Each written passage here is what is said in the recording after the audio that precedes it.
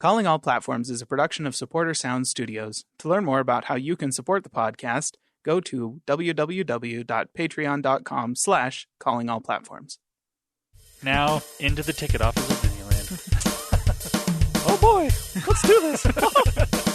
Don't think the CIA is going to be trying to hack your second-gen iPod. I didn't think so. There might have been a lot of illegal music on there. I wouldn't doubt it. But, I mean... Because that would be stupid. iTunes is a constant source of embarrassment. I approve this measure. I really don't see Apple ever doing that. I am Nadella. I can't do it anymore without laughing. I was going to do the whole thing. Welcome, everyone, to the Calling All Platforms podcast. I am your host, Wes, and I'm here with Landen. Hello. And Spenlove. Hello. And we are here to talk all things tech this week, which is not much. Some things. But don't you worry. Never fear. I bet we can fill up an episode with rumors. Yep. I've got rumors. Yes, you do. Plenty of rumors. Isn't that what Apple's full of anyway? Basically. Yeah. They don't ever actually tell us anything about their product development, so all we have is rumors. Darn you, Apple. Jeez. Anywho, I think today we're going to have to start with some Google news. So, Landen, take it away. All right. So, not much over here. But, you know, I can talk. First thing is actual news. Yes. Woohoo! Google Maps. I don't know if this is rolled out to everyone yet. They have rolled this out to the local guides. If you're a certain tier of local guide, then you'll get this option. It will allow you to use your camera to better determine your location and give better directions. This is obviously used while you're walking. Say you're in a city. So one example that I saw was, say you're like in New York City. And you come out of a subway and you're like, wait, which direction do I go? You can hold your phone up. It'll look at surrounding areas, see where you're at, and then be able to point you in the right direction. Okay. It's actually kind of cool. That is cool. I mean, you'll city. look really stupid, but it's pretty cool. But at least you're not wearing a Google Glass. So. I mean, well, that's the thing. Like, that's exactly what Google Glass was for. Yep. And it didn't look as dumb, I don't think, as holding your phone up. Oh, I don't know. Everybody is holding their phone out in front of them while they're walking down the street these days. I mean, yeah, you're going to look a little weird holding it like vertically up in front of your face instead of down like in front of you. But yeah, although I was listening to another podcast and they made the suggestion. This is where foldable phones come in handy because you can hold it down. Lift one side up when your camera's facing out, and so you can still see where you're going, but not have your phone in front of your face. There you go. Actually, quite brilliant.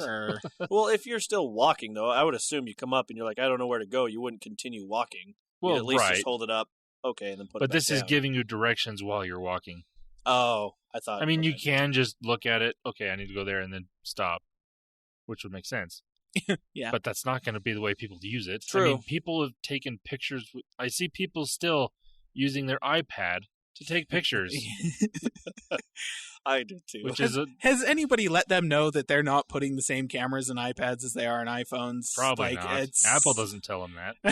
They should won't. probably let them know that. It's all like, the only reason that your tablet has cameras is for FaceTiming grandchildren. That's what those are for. They really need to stop putting rear-facing cameras on tablets. I mean, to be fair, and Chromebooks. When you're FaceTiming grandchildren, sometimes you want to show them something in front of you and you don't want to flip the whole tablet around because then you can't see the screen. Yeah, that's true. So there's an appeal to it. I get that appeal. But that's all it's for. It's not for taking photos and stuff. That you also have a phone. Use that. The camera is better on that. Yeah. And you don't look like a dweeb. And that's from Spenlove. All hate mail can go to him. Yes. Go ahead. Go ahead. And if you need help figuring out how to use your phone to take pictures, ask your grandkids. Yeah. Accurate. True. But anyways, that option is coming to Google Maps, and I think it's actually a pretty cool option. That is cool. I might have to just see if I have it, since I have a different Android phone. Yeah. All right, that's my Google news. On to some general tech news. LG has said that the G8 will have what they're calling a Crystal Sound OLED display. And this is coming off previous leaked renders of the phone with no earpiece or speaker on there, which was like, okay, that's interesting. So what they're saying is that this screen will vibrate to be able to produce the sound that you need for like talking on the phone, or even they're saying they promise it will be sufficiently loud and clear and will work in conjunction with the bottom firing speaker to give you a stereo sound. Okay. So what I would hope that it would do is similar to how like the iPhone does stereo sound, where the bottom speaker and the earpiece work in conjunction. Same with the Pixel 3. I mean, this isn't bottom firing, but the two speakers work that way together. Right. It's not always the best way to do it, but it's a way to do it, and it still sounds decent enough. Yeah, it works pretty well. So I'm hoping that I would assume they've done enough research into this to be able to make it work well enough to put it into their flagship. But it is LG, so you never know. This Crystal Sound technology was actually on display at LG's booth at the 2018 CES. Yes. So we've seen this before. It was in a TV at the time. Right. But it's basically just using the screen as the driver for your speaker instead of putting a separate driver in there. Yeah. And, that's interesting technology. Oh, and yeah, definitely. LG's good at this kind of thing. Like when it comes to screen stuff, they're pretty good. Yeah. So, it should work out pretty well. And it's interesting to me, and I actually kind of appreciate as well, because you said that, and I was all like, oh, man, so that's going to feel really weird to hold if the whole phone is shaking that much whenever it's making noise. But it sounds more like it's just going to be up at the top of the screen where the earpiece normally would be. Right. And they're just going to turn that or use the Crystal Sound technology up there in conjunction with an actual bottom firing speaker for stereo sound. Like that sounds a little bit less weird to me. So yeah, be interesting to see how it turns out. Yeah, I'm very interested. And I believe this phone will be at MWC in a month or a little less than a month. So we'll get more details there from that. That's all the news that I have. I did want to talk about something. A couple things. Okay. So, first thing, I wanted to give an update on the bucket, also known as the notch on my phone. Okay. Because I know everyone's heard, or if you don't have a phone with a notch, you are adamantly against it in most cases. But it's not bad. I mean, it's not one that I can't say I don't notice it. But what I notice more often than the notch is the extra screen real estate. Because my notifications are moved up out of the way, my usable screen real estate, that's what I actually notice more than the notch. Or what I think of when I see it. Right. Yeah. So I wanted to say that because you get a lot of first impressions about these things in reviews and stuff like that. Now that I've had the phone for, 5 months, I still notice it, but it's not, I don't think it takes away from the phone. Yeah. Now that you've got a phone with a notch, you still only had it for a little while, but I honestly, it did not take me very long to get used to it. Yeah. And the thing that I was most concerned about going into it, was that, so the M-Horse Pure 1 was my first experience with a phone that had a greater than 18:9 aspect ratio. The aspect ratio on that one was a 19:9, which is actually like a very common aspect ratio for content creation these days. Lots of TV shows are moving to that, and a whole bunch of YouTube videos, especially on channels that I follow, are moving to that as well. And I had this moment of like fear because I had seen all of the somebody's pulled up Lord of the Rings or something on a phone, on an iPhone, and like, look, the notch is cutting off all this chunk of content. And I was like, oh boy, that will bug the snot out of me. I can see that too. I didn't realize at the time that the iPhone is a 21:9 aspect ratio, which, to be fair, is the aspect ratio used by big budget Hollywood productions for theaters. And so if you are watching a full-on blockbuster movie on your phone, then yeah, you're going to lose some content over there. But TV shows on Netflix, content on YouTube, that stuff at most is 19 by 9 and fits quite nicely, and you get more usable space for viewing that content by moving notifications out of the way, by just getting this larger screen that covers as much of the front of the device as possible. So basically, if you're the type of person who watches a whole bunch of movies on your phone, then it might be annoying to you, sure, but don't. Like, I don't know, get a TV. That's kind of that's my recommendation. Or a Chromecast or something. Like, it just, it really doesn't bother me that much. Yeah. And it was really funny to me that the person who the personality on YouTube who was most critical of the notch when the iPhone X launched in 2017 that I was paying attention to was Linus Sebastian of Linus Tech Tips. And to be fair, Linus Media Group is a huge presence in YouTube content creation and in the tech in particular. And obviously, I think that Linus is a very intelligent person and has a lot of really good content that he puts out there. Where Apple is concerned, he and his staff are hilariously biased. And what cracked me up was how frequently, and he still does, he says that viewing content on phones with notches, all phones with notches now, he's just vastly opposed to the notch, but it started out with the iPhone. And then they would show you a YouTube video from Linus Tech Tips that had a big notch cut into the side of it. And that was what freaked me out, because Linus Tech Tips is one of the channels I watch that uses the 19 by 9 aspect ratio. But in order to get it to do that on an iPhone, you have to zoom in on the video, which means not only are you cutting off the piece covered by the notch, you're also cutting off the top and bottom of the video. Like, why would you do that? So yeah, it was kind of I don't know. I don't watch his videos about Apple products anymore because they're frequently not only biased but also ill-informed. Like, well, he regularly makes mistakes. Well, okay, this is just me, and you guys would know more. If you do have a notch or something like that, wouldn't there be an option or something to say, yes, fill the screen, or would it be to the default to where it doesn't show the notch, right? Like, wouldn't there be? Like, if you have the option to have the bigger real estate, wouldn't it just be defaulted to not until you said yes? So are you meaning like in general, or when it comes to like videos and games? Well, maybe, yeah. Well. So in videos, general, it defaults to having your notifications up in that space, right? But I meant like when you're because that's to me seems good because you're utilizing all the space, right. But say your videos, like you were saying, or something, doesn't it, like you said, you'd have to zoom in to do that, or isn't it always just going to stay at the default till you say yes, send it to whatever aspect ratio? So yeah, and that's what it does on the iPhone. So you open up a YouTube video that has a 19 by 9 aspect ratio on it.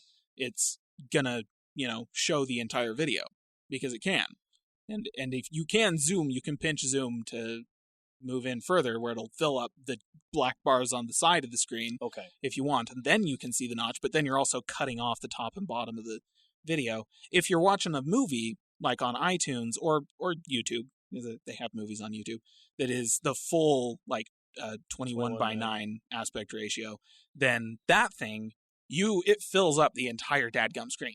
You can see where the corners are rounded off. You can see the notch over in the side because it goes vertical, like aspect ratio. Right.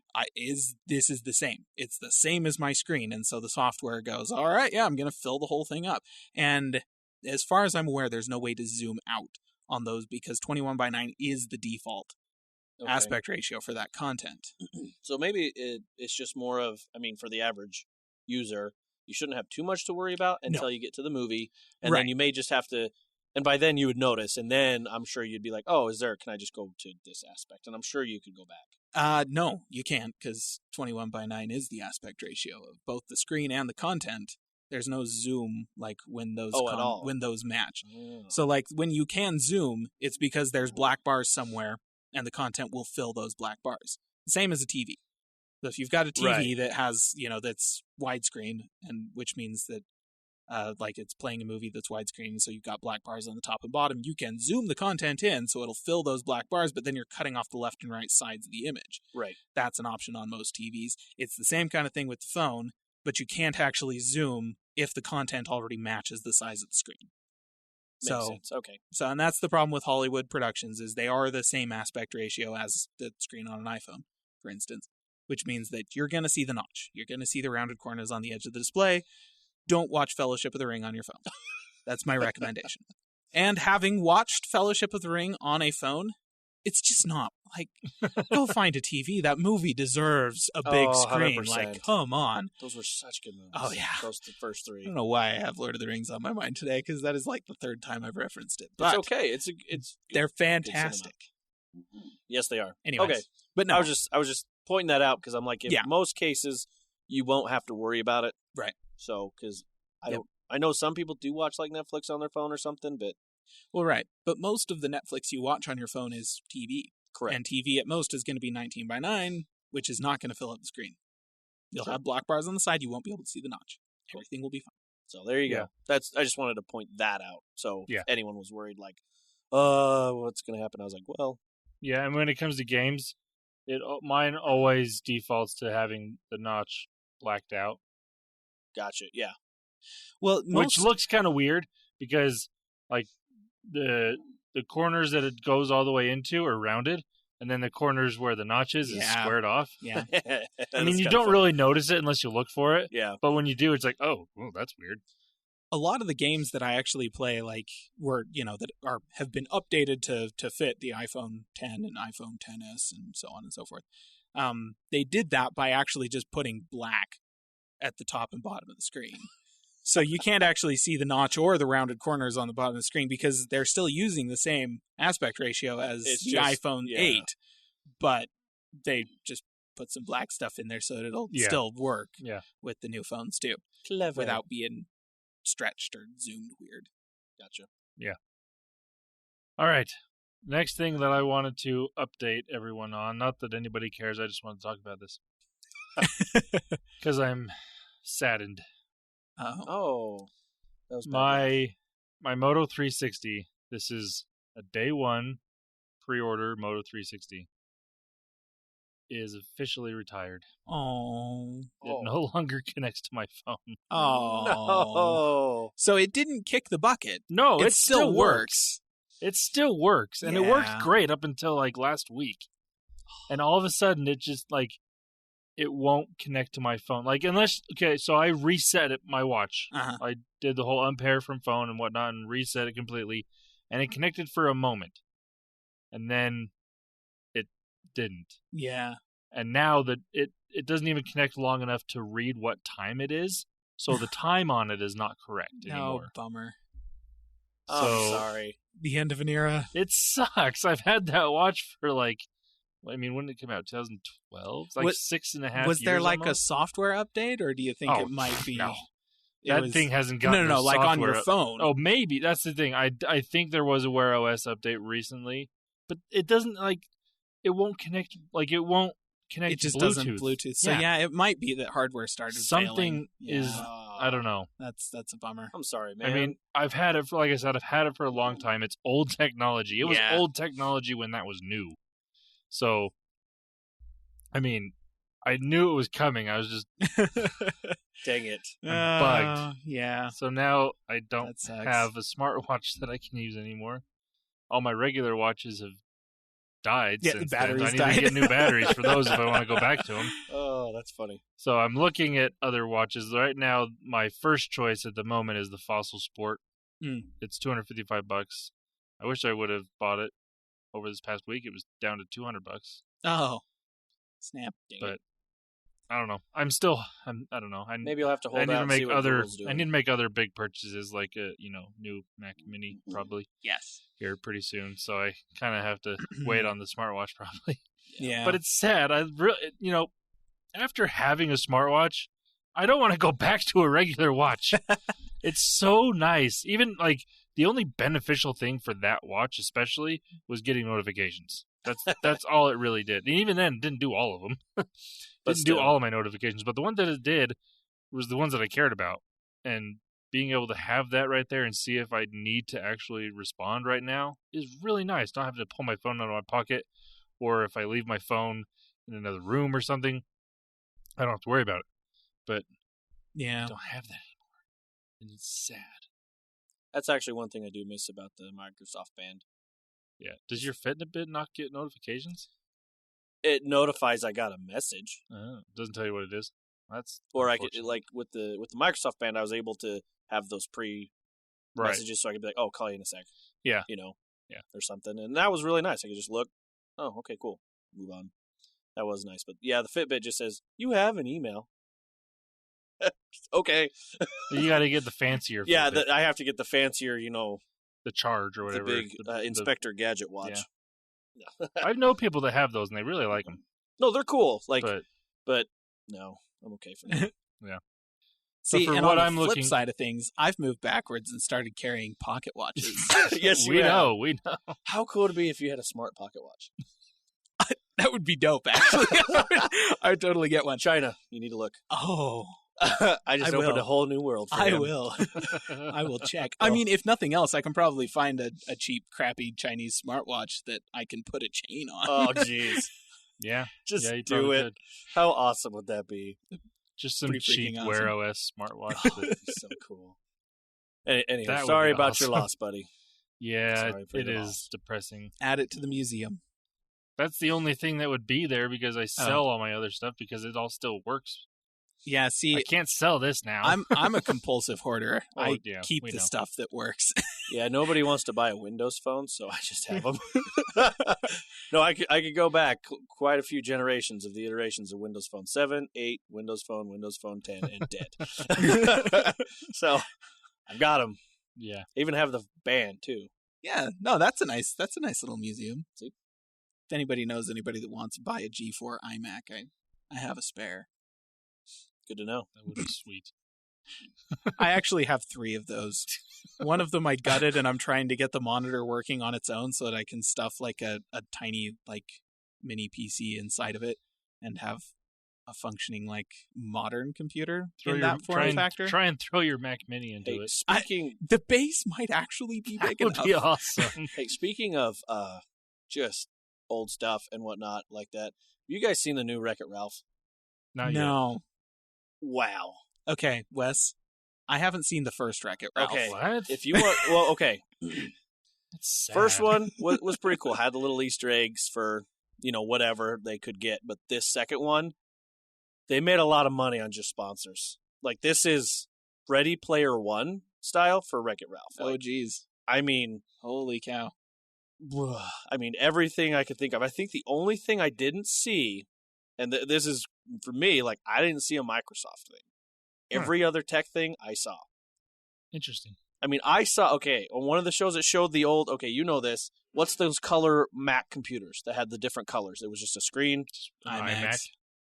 The original iMac. Yeah, the G3 They iMacs. had one in there, and I was pointing that out. And then all of a sudden, Star Wars memorabilia everywhere.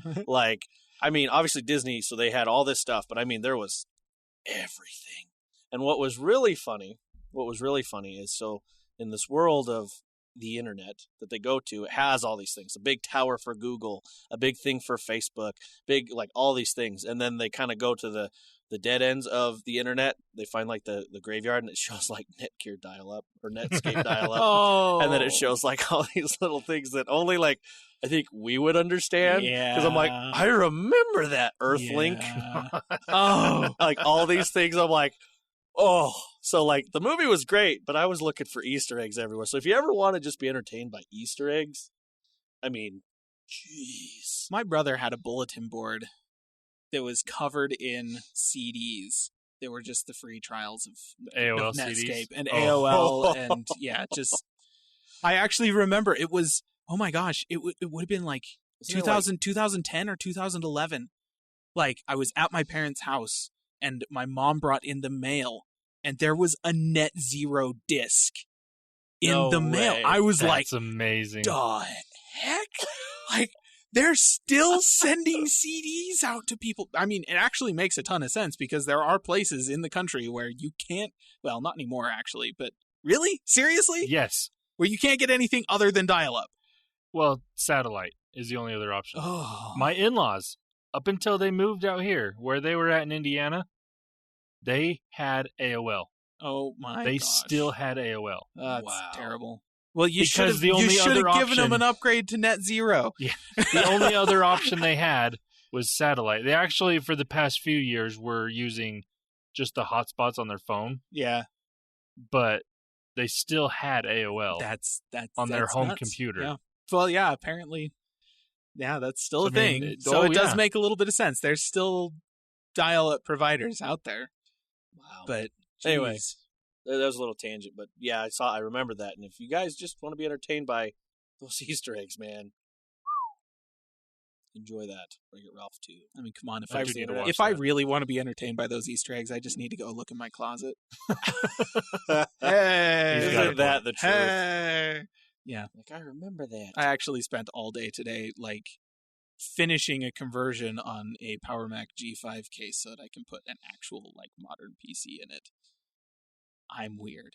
You are, but we accept you. Airflow in those things is great, though. Which one is that, the cheese grater? Yeah, it's a cheese grater. I've always wanted to build my own computer and put it into a I'm so excited, because, like, literally, you just put a bunch of fans at the front, bunch of fans at the back. It's just a giant wind tunnel, and you blow air through it. It's massive. It's a huge case. Yeah, it's big. So it's not like you're lacking on space. Oh, no. Though you are lacking on mounting points if you're trying to. That's true. If you're trying to build the thing yourself. This is something I have discovered. I have been using a whole lot of double stick tape. Which fortunately works pretty well because most computer components are fairly lightweight. Good. But anyway. Well, guys, I have something serious to talk about. Really? Like, really? Actually? This is pretty serious. Okay. I think we already talked about how Windows Phone is dead. Well, serious face on. Serious face. You ready for this? I'm ready. Google no longer considers Cortana a competitor. Oh, sorry. Serious face on. No, I mean, come on now. I'm just kidding. Here's my question.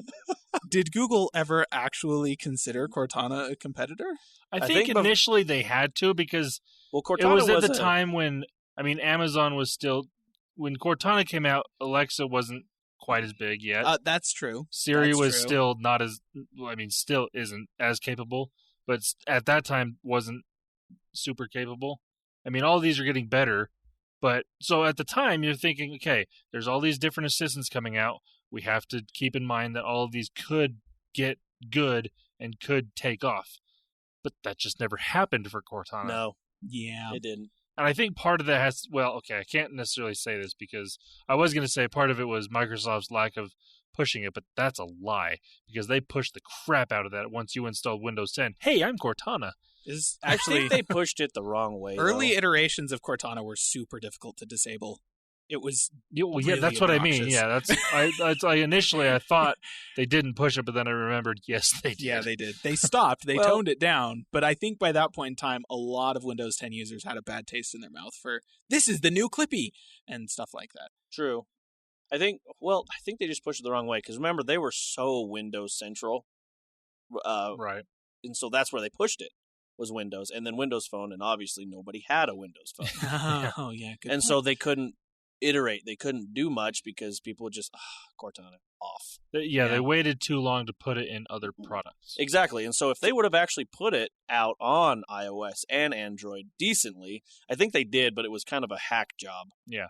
If they would have... I downloaded the Cortana app on my phone for a while. Well, it was in beta forever, remember? Yeah. And it worked okay, but it wasn't intuitive. It wasn't, I don't think at the time I could set it as a default.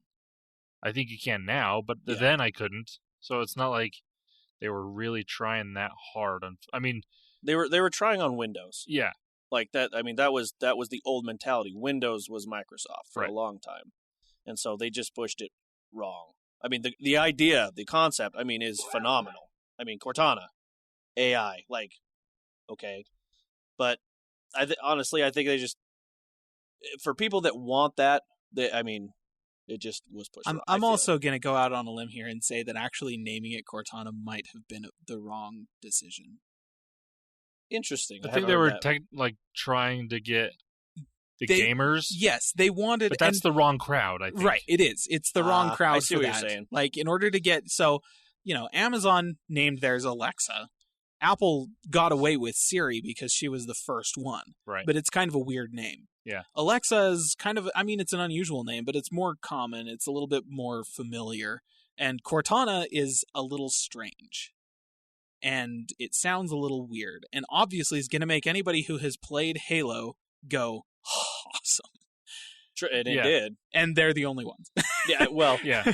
And so that's kind of the, like, I don't know. Like, they were trying to appeal to a crowd, but I agree with Landen. I think it was the wrong crowd. Yeah. And I mean, you look at what Google, and they technically don't have a name. It's just the Google Assistant. But when you think about it, that was brilliant on their part because it's descriptive. It's descriptive. Well, when people but you also Google think, something. that's the thing. You say, "Hey, let's go Google this," and they say, "Oh, let's ask Google," and you literally ask Google. That makes sense, and it makes sense. It was brilliant on their part. Well, but Cortana was just like, yeah. Well, what else could they have done? That's the thing. Like that Windows Assistant.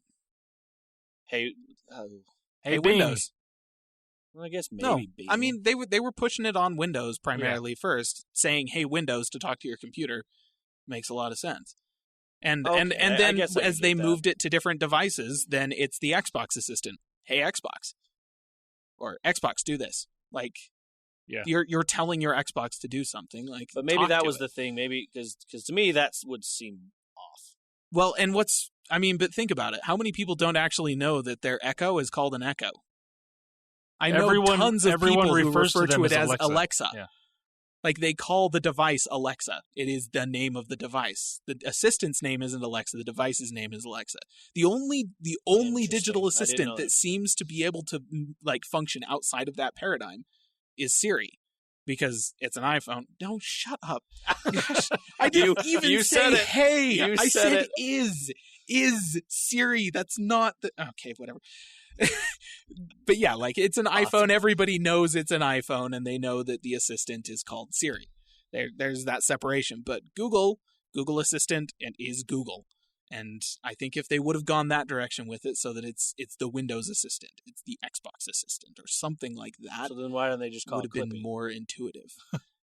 They could have actually called it Clippy. I think it would have taken off better if they had. They would have definitely gotten a lot more recognition. I guess I could have. I guess I could go that way more. But calling it, I don't know, calling it something else. Maybe that's just the gamer inside of me. Like, I'm like, it just makes sense. And that's the thing. I think you're definitely in the target audience for that. True, kind of I am. I mean, kind of branding. I have all their products. Most of them. Yeah, like, it's, you have the Master Chief Collection.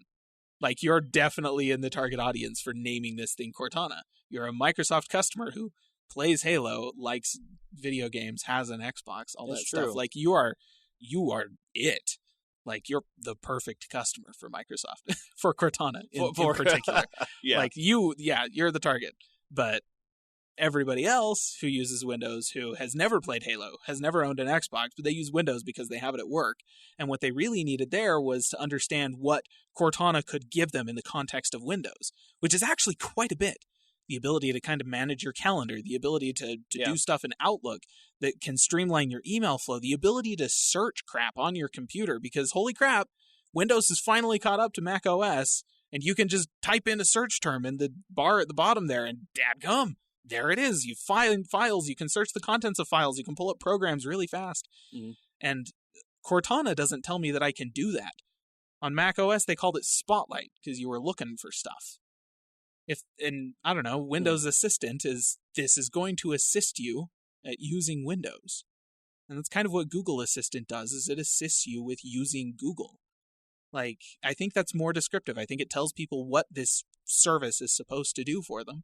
And I think it would have made people understand a little bit better how to use Cortana. But as it was, I think a lot of people were all like, Cortana? What's Cortana? And then they Googled Cortana and got they Halo. Cortana.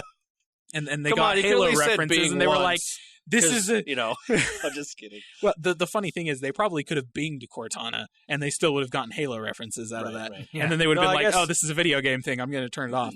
Like, I guess that makes sense. I think there was just some confusion there, and I don't know. I want to blame it on Steve Ballmer, but I'm pretty sure I can't in that case, because he was definitely gone by that time. It's interesting to see Microsoft now versus a few years ago. Let's say since the new CEO, the changes, and like I've done a lot of looking at it. I think it was also the head of Windows as well that was there. Mm. He's no longer there. For the life of me, I can't think of his name right now. But I know ever since he left Windows, it just seems like this is terrible to say it's gotten better. Yeah. Oh, it definitely has. Like, I think you're right. Overall, moving in a good direction. So, I guess. Yep. But I do know that they are moving Cortana not more as a normal digital assistant. They're putting her in the background in Azure and stuff, which well, and the thing is, work that way. Like, something out. Cortana's functionality is never going to be pulled out of Windows. Like the ability to especially the ability to do like system-wide searches and the like machine learning management of like integrations between your calendar and your mail and that kind of thing. Mm-hmm. All that stuff is always going to be there, and that's all good features, and it's very beneficial to users. And I don't think that people are really going to use Cortana as a digital assistant the way that they use Siri and Google Assistant and Alexa, just because. Well, just how further they are, and to where now. Well, right, like and they fell behind because people didn't know that Cortana was like there and could do that for them. Like I don't think they understood. I can see that. What Cortana was. I still think that Microsoft could take advantage if they do change, like not necessarily just don't advertise it as Cortana, but advertise it as the Windows Assistant, something that you use on your computer to help you out. And if they do that, people will still be able to get really, it'll still be very useful to anybody that's on a Windows desktop. Yeah. Because, like Caleb said, it does a lot of really good things inside of Windows. It's just people don't necessarily know about it. So if they start advertising, change the name. I think they really should change it from Cortana because, again, people are going to look up Cortana and see Halo references. Or honestly, they could stop giving it a name altogether. They could just advertise the features. Say, look what Windows can do. Yeah. True. No, it's true. Show them. That would be interesting. And all they would have to do, if you don't have it set up to do the type-in search bar, you just click on that circle and you speak. And they could just say, click here and talk to your computer. Mm-hmm. Interesting. They don't have to say talk to Cortana or talk to Windows. You just say, click here and talk and ask things, say, do this for me, do that, and stuff like that. And if they advertise it right, I think it could still be a really viable thing, but not in the way that they first marketed it. Correct. It would be something that would be really useful inside of Windows. Right. And then maybe later on down the road, if they want to make another speaker assistant type thing, they could. And after it's been established inside of Windows. But they would have to get it to that point where people know about it and then throw it onto something else. Yes. And that's, people just use it. And I think, like I said, I think it definitely stems from where they tried to push it. And obviously, when someone gets a PC and they're like, oh, this Cortana thing, and that first initial Windows install where it's really loud, she says, hi, I'm Cortana! You're like, oh my gosh. Yes. No, I've installed many Windows before, and so have you, huh? Oh, yeah. Well, I'm just I'm on a kick of having a bad experience with initial times I boot up a Microsoft product with the sound being really loud. Yes, he's been. Video games, operating systems, just tone it down a little bit, please. Anyways. Yeah. But no, I that's interesting. I'd never thought of it that way, so that's kind of cool to get that. Because yes, it is. It caters to me. I know what Cortana is. I get the idea. I get the implement. And I guess I never thought of it. I always thought of it. It was marketed badly because they pushed it on Windows the way that they did. Because, obviously, for the first hour, you're disabling her stuff because you're like, stop talking. Let me install my stuff. Yeah, I got it. Yeah. And so then obviously when someone's like, hey, do you want to have that same experience on your phone? You're like, no. But when someone was like, I want to try it, it was still in beta and it didn't do half the stuff that Siri or Google did, which is, understand. And that's where I thought it went. I didn't think the naming, but it's. I think you're right. Also, I think all of that is true. It was like a perfect storm of bad things that happened to Cortana that kind of prevented her from ever really having a chance. Yeah. I remember when Cortana first came out, we were working together and I went and asked you, I'm like, what is Cortana? Yeah. Because I've never played Halo. I've heard Master Chief. I know that. Yeah. That's the only Halo reference I ever get. Master Chief. Yes. And I don't even know what that is really. I just know the name. Do you really want me to tell you? Think Doom I don't Guy care. from the original Doom. except Microsoft's version. So I mean, that's the thing. I don't really care. So for me, Cortana, I'm like, but I want to tell you, what's Cortana? But again, I'm a tech person, and I still am like, why Cortana? And once you explained it, I'm like, okay, that I get it. But yeah, it's like Halo. I don't care about Halo. No, and that I get it, and it's good to see that side. To see, because I guess my thought was it was just because even I disabled Cortana. I disabled her on my PC because I'm like, I get it. Yeah. Stop. Right. I know where you are. Yeah. Stop telling me. Mm-hmm. You know, like I think lots of people had that. But actually on my Windows phone, I was one of 10 that had it. She was good. Yeah. She really was. There was none of that like, hey, guess what I can do? Random stuff, or I can do that. You know, it just worked. It worked. Yeah. And so that's, I guess, where I went with it. But I get it. I know that does make sense more. Like, okay, what's a Cortana? What's this? But see, and like I was saying before, they could easily redo all this. I mean, if you look at what Apple did when Siri first came out, they had tons of commercials showcasing Siri. Microsoft could do that with a Surface device of any sort and just start having it showcase what Cortana can do on the desktop. Because I think that's where it's going to be the most viable and most used for people. That's the thing. I don't know what they're going to call it. What would you call it? Like, let's talk about it. Like, what would you call it? Because obviously, I don't think saying "Hey Bing," because okay, I get it. Bing but you're literally copying Google. You got to. Yeah. I feel you have to at least. Yes, everyone's copying everybody. Yeah. But you have to have some sort of differentiation. I mean, I actually like what Caleb suggested, just saying, hey, Windows. You think that would be? Yeah. I think if you're going to have a hot word for it, that would make the most sense on desktop. Yes, for the desktop. And I think that Windows is in kind of a unique position because of the whole, like, Windows on multiple platforms. Like, you can address the device directly. Like, I think that's the way to do it. On Windows PCs, you can say, hey, Windows. If you're talking to the Xbox, you can say, hey, Xbox. More specific, tighter integration on the hardware side of things. If it's a Surface device, you can say, hey, Surface. Like, you're just talk to the device. That's what you're talking to. That's what you're using. Yeah. That's how Google does it. That's not how Apple does it. They're in a weird place. Amazon tried to do what Apple did, and they had a device that was named differently than their assistant, and everybody calls the device Alexa as a result because they're used to calling it Alexa. And so, that's just kind of the paradigm that exists in that space, and Siri is weird. That's the thing. Is I recognize that Siri does not fit into that paradigm. I think that Siri is bizarre. I don't think that's normal. And I think that people would respond better to just being able to just talk to their device. The first iterations of voice control that I ever had experience with were on Mac OS. You could issue commands to the computer, and you just talk to the computer. And there were scripts that existed, there were workarounds that, that would give you the ability to speak a hotkey or a hot term that would get your computer's attention. You said, hey, computer. Yeah. If you watch, I'm just gonna Trekkie here.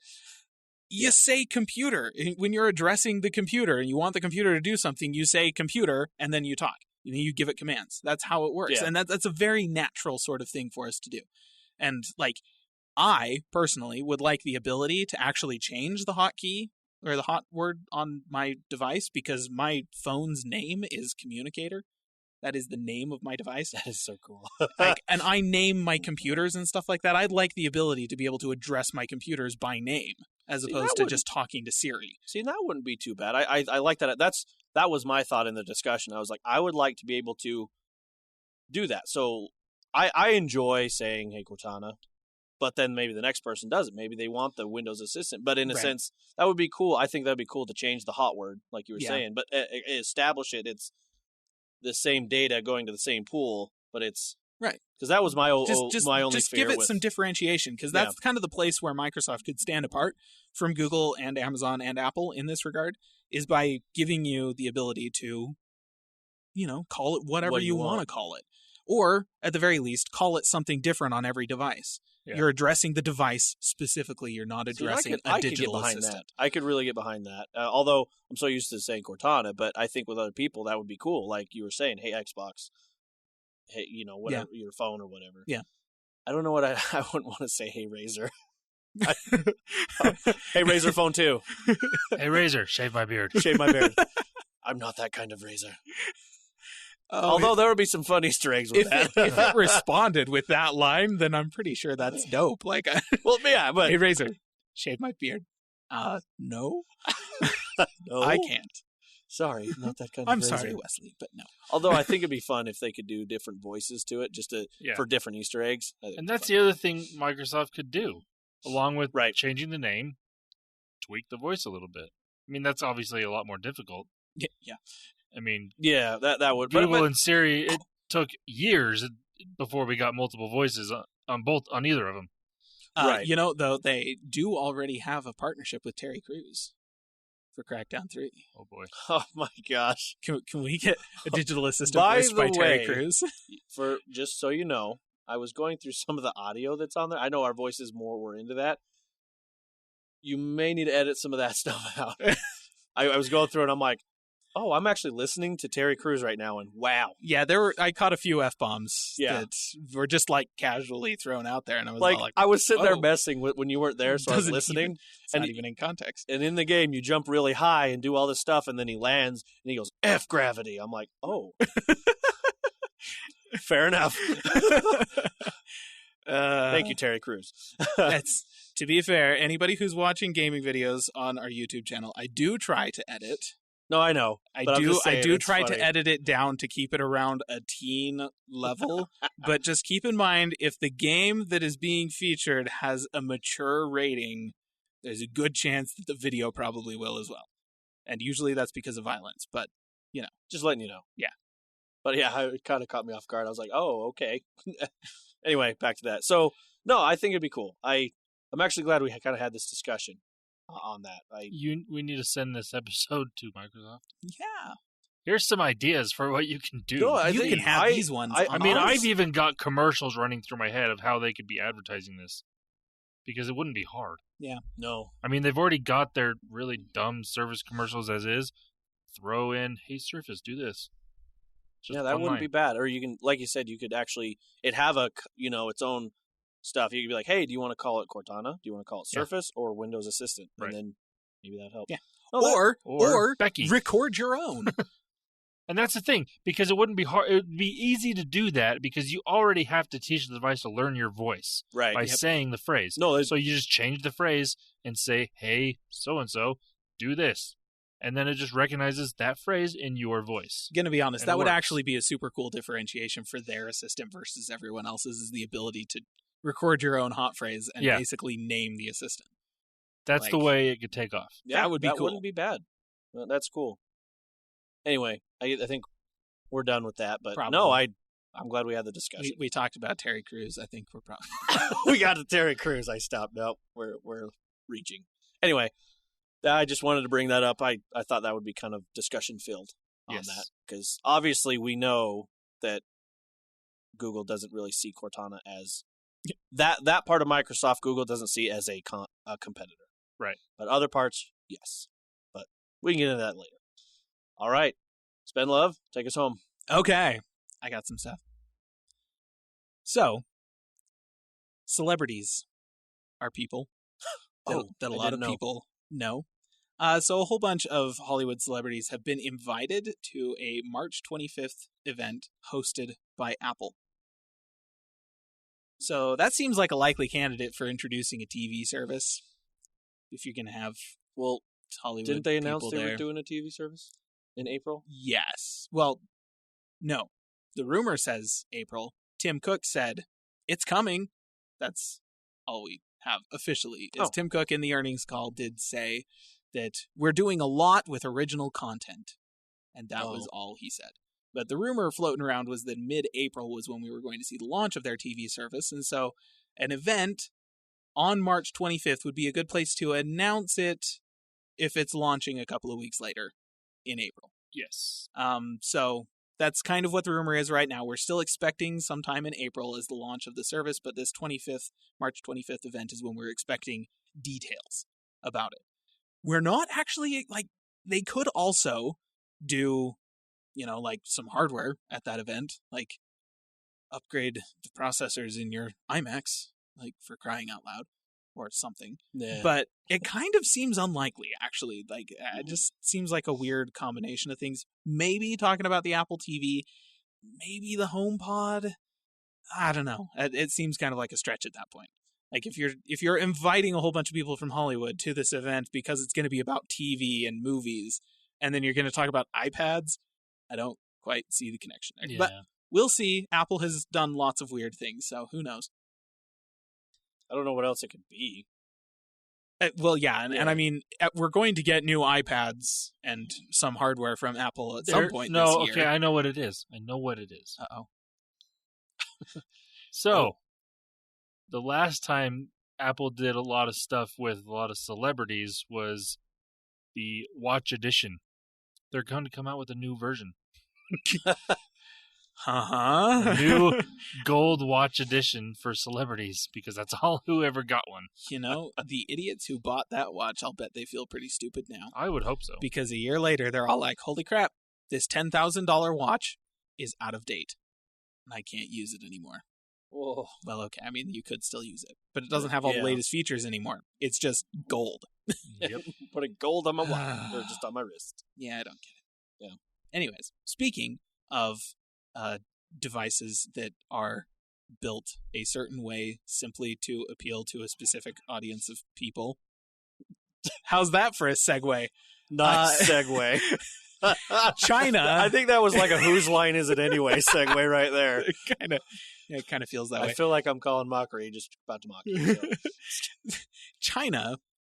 Apple has had some troubles moving devices in China. You don't say. They are rumored to be launching a red iPhone XS and XS Max in China. Not product red. What? Just red. Well, if it was product red, they'd have to have it everywhere. Well, no. So this was actually news to me, but evidently the iPhone 7, there was a product red version of that. The iPhone 8, there was a product red version of that. Both of those shipped in China, but they were not branded product red. Now, according to Apple, they still donate, like they basically were product red devices. Every time somebody bought one of those in China, they donated money to the red organization. So, you know, all of that was still happening, whether or not it's branded as product red. But that's kind of what we're looking at here, is that the XS and XS Max are going to be getting a third color option in China specifically. It'll be red.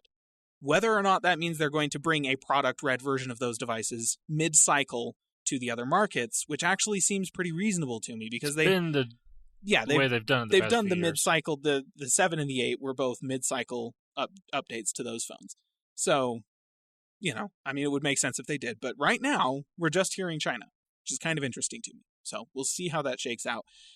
But, you know, people in China do like red phones. Like, that's actually a fairly common thing. That's one of the colors for devices that they appreciate there. Well, yes, it's beautiful. I love my red phone.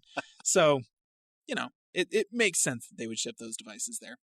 But yeah, speaking of new color options for Apple devices, that was a better segue. Come on, right? That was good. Like, that one actually worked. Yep. This year's AirPods are rumored to be available in black as well as white. Thank goodness. So I think those will look a heck of a lot less jarring on the side of someone's head.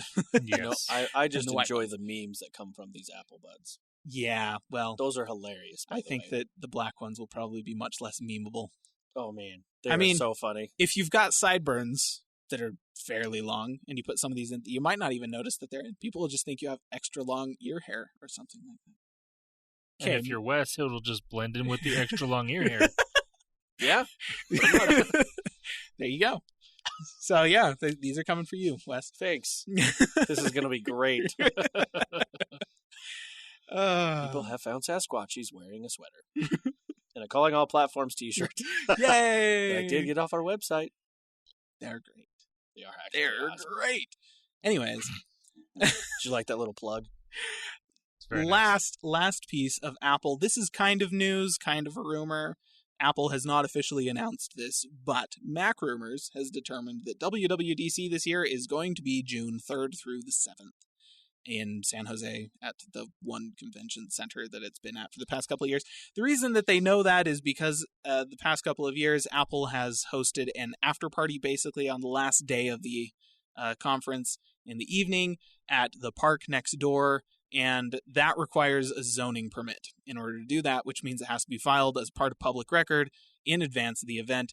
That reservation has shown up in San Jose's public records. Mac Rumors saw it and went, hey, gonna bet that the week before that is WWDC. Seems likely.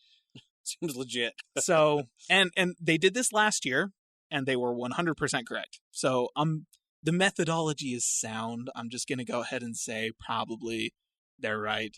So yeah, there you go. WWDC, beginning of June. Who'da thunk? Weird. Okay, so that's all of the Apple stuff that I've got. I did have one piece of kind of general tech news that I wanted to mention. This is not necessarily like anything that necessarily needs to be discussed. I just want to get this information out there for listeners who might be thinking tax return season is coming up. Maybe I want to buy a new laptop.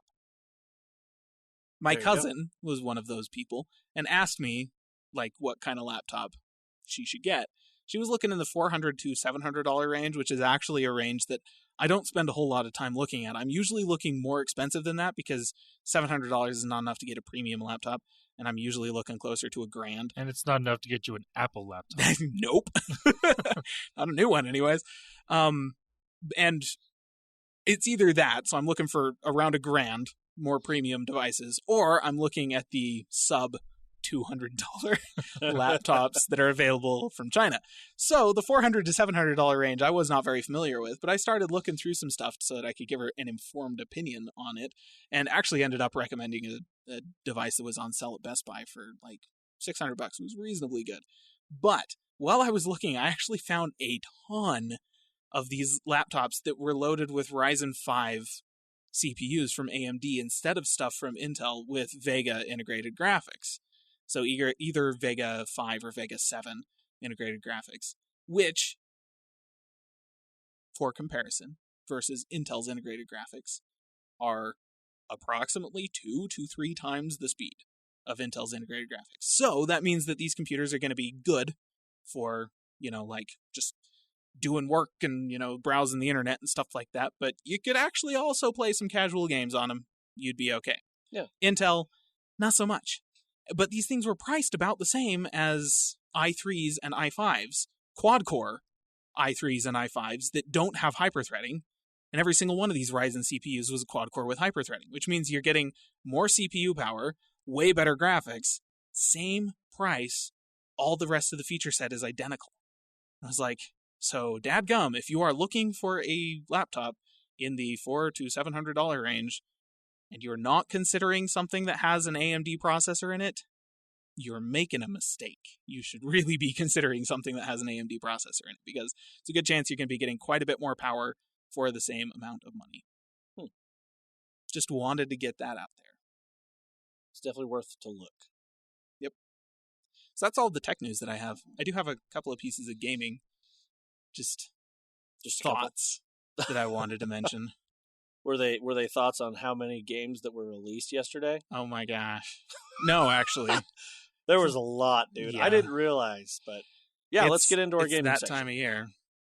Okay. I wanted to mention, a couple of days ago, I noticed that Twitch Rivals, which is an organization that uses Twitch to organize online tournaments, but there are actual esports tournaments. They put teams together. They have the tournaments. They set up a bracket.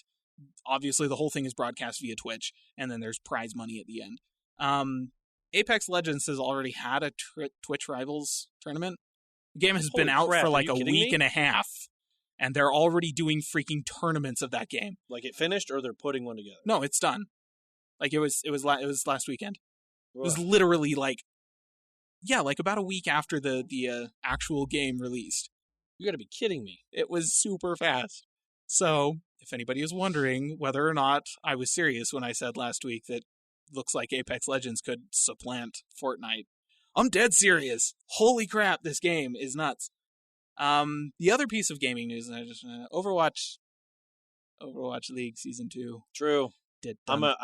Started. I made a determination. I'm going to keep up with something. I want to just decide my team. I don't know who yet. Because I when I watch, it's more of I watch gameplay and I'm like, wow, I really suck at this game. And then I'm done. Yeah. Like, I could never do that. No, you should download the Overwatch League app, and then you can go through and look at all the teams that are in the league, and you can pick which ones you want to follow, and the app will update you. Will send you a notification every time they're playing, like right at the beginning of the match, and you can pull up Twitch or whatever. Do you know if they still have that on Disney?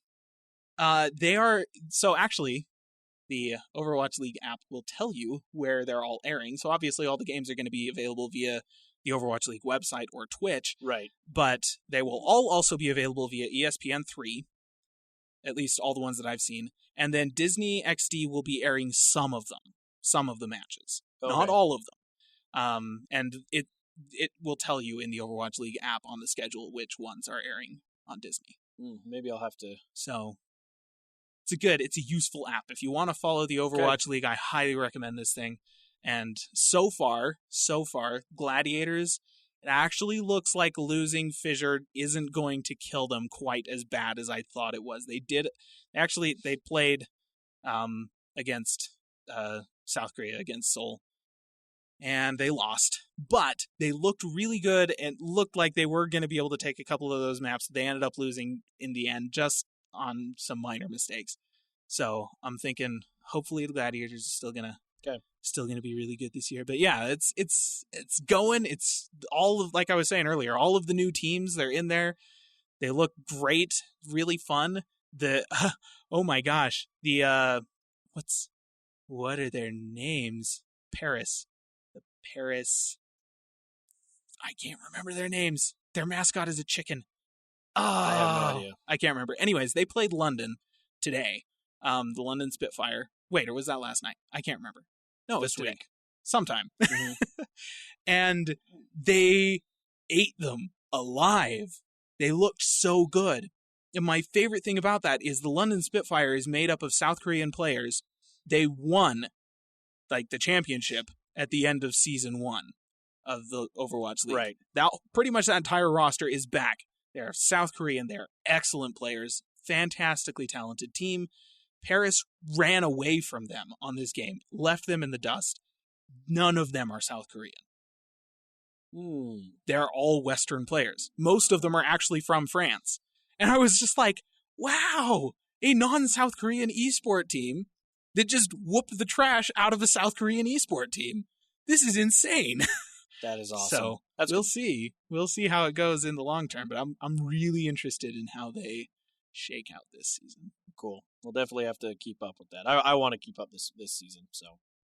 But that's all the gaming stuff that I had. It's like you said, there are so many games coming out right now. It is that time of year. Did you know Anthem's out? Yep, Anthem's out. I forgot about that. Yeah, I downloaded Origins so that I could play Apex Legends, and I bet that's all over. It won't stop reminding me that Anthem is out. Thank you, EA. Anyway, well, cool. That's pretty much all the news we do have. Like I said, there's lots of games, and we could take more than an hour discussing all of them. Yeah, no, but we're not. We're not gonna. So we've taken enough time, and Landon's tired. He got to go to bed. True. Awesome. Well, thank you guys for listening. And again, if you want to send any kind of feedback, remarks, or tell me what Cortana's name should be. Ooh, there's a good one. See? If you have a suggestion, please let us know. Yeah, on callingallplatforms.com. You can definitely put it on there. Send us nice little, we'll have the episode up, and you can put a comment in the section there. If you're looking for any kind of apparel that has our name or any kind of gaming apparel, you can also click on our website. It shows that we have t-shirts. Click on that and order a t-shirt. That helps support us. That's why we're saying it. But it's also pretty cool. I enjoy the shirts that I see on there and come up with. Even hoodies, we have found out. Mugs, all sorts of cool things you can put that on. So it's actually pretty cool. Yep. As well as, of course, at the beginning of the episode, you did hear Spend Love talk about Patreon. So please, if you want to support us that way, excellent. Or you can go over to our gaming YouTube channel, Calling All Platforms, and see how awesome videos that Kayla puts together. They're actually pretty cool. I'm not going to lie. I really enjoy them. I love... You're just smart in the dynamic of switching between streams. You're like, hold on a sec, I'm seeing something, and then all of a sudden it switches to you, and then it's just something silly or funny. I'm really hoping that the quality of those videos will increase sharply about the middle of this week. That's exciting. The plan. He's getting new hardware is coming. Anyway, thank you guys for listening, and have yourself a good week. Bye-bye. See ya.